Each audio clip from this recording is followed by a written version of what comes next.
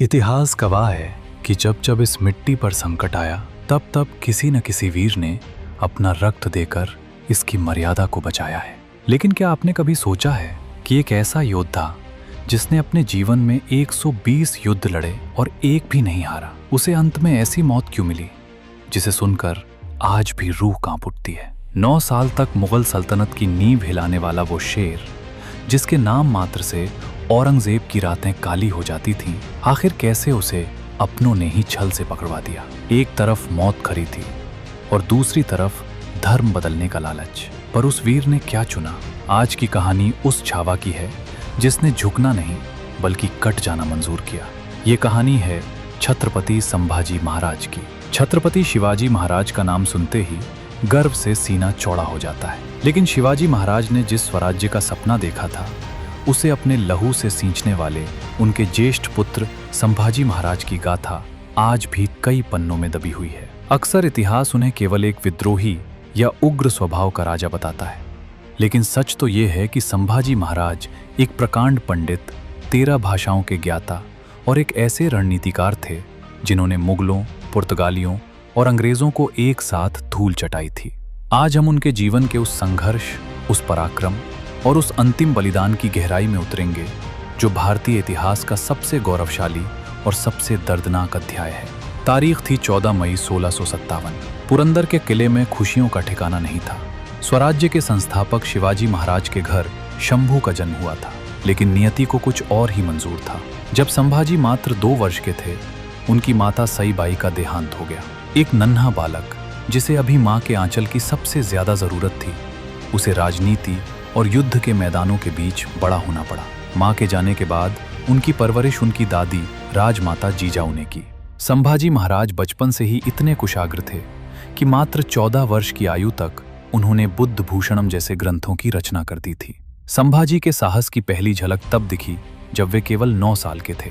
शिवाजी महाराज के साथ वे आगरा के दरबार में औरंगजेब के सामने खड़े थे। औरंगजेब के कैद से शिवाजी महाराज के साथ मिठाई के टोकरों में छिपकर निकलना उनके बचपन की सबसे रोमांचक और खतरनाक घटना थी। उस सफर ने उन्हें सिखा दिया था कि मुगलों पर कभी भरोसा नहीं किया जा सकता। हर महान नायक के जीवन में एक दौर ऐसा आता है जब उसे अपनों के ही विरोध का सामना करना पड़ता है।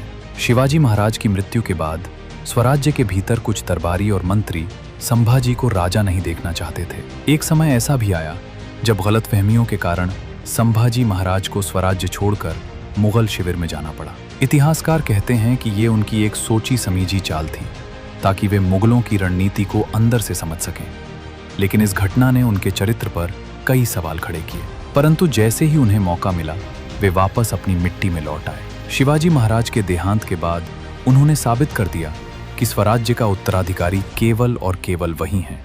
16 जनवरी 1681 को संभाजी महाराज का राज्याभिषेक हुआ। अब वे छत्रपति संभाजी महाराज थे। उनके सामने पहाड़ जैसी चुनौतियां थीं। एक तरफ औरंगजेब अपनी पूरी ताकत के साथ दक्षिण को जीतने निकला था, तो दूसरी तरफ सिद्दी, पुर्तगाली और अंग्रेज सीमाओं पर नजर गड़ाए बैठे थे। संभाजी महाराज के शासनकाल की सबसे बड़ी विशेषता ये थी कि उन्होंने अपने 9 साल के कार्यकाल में लगभग 120 लड़ाइयां लड़ी, और हैरानी की बात यह है कि वे एक भी युद्ध नहीं हारे। औरंगजेब ने कसम खाई थी कि जब तक वो संभाजी को हरा नहीं देता तब तक वो अपना सिर नहीं ढकेगा।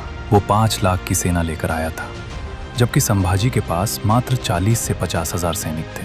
ताकत से जिसे नहीं हराया जा सका, उसे छल से हराने की योजना बनाई गई। 1689 की शुरुआत में संगमेश्वर में संभाजी महाराज अपने कुछ खास लोगों के साथ रुके थे। उन्हें खबर नहीं थी कि उनके अपने ही रिश्तेदार गणोजी शिर्के मुगलों से हाथ मिला चुके थे। शत्रु सेना के सेनापति मुकर्रब खान ने गुप्त रास्तों से हमला किया। संभाजी महाराज और उनके परम मित्र कवि कलश को बंदी बना लिया गया। जब यह खबर औरंगजेब तक पहुंची तो वो खुशी से नाच उठा।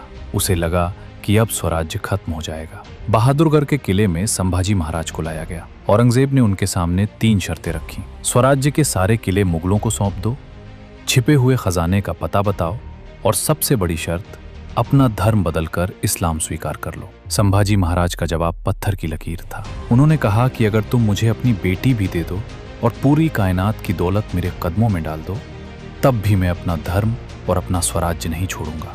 इसके बाद जो हुआ उसे सुनकर आज भी रूह कांप जाती है। औरंगजेब ने आदेश दिया कि उन्हें हर दिन प्रताड़ित किया जाए। उनकी आंखों में जलती हुई सलाखें डाल दी गईं, उनकी जुबान काट दी गई ताकि वे चिल्ला ना सकें। उनके नाखूनों को उखाड़ा गया और चमड़ी तक उधेड़ दी गई। 40 दिनों तक ये अमानवीय अत्याचार चलता रहा। लेकिन धन्य है वो वीर। हर घाव के साथ उनकी आंखों में औरंगजेब के लिए नफरत और अपने धर्म के लिए गर्व बढ़ता गया।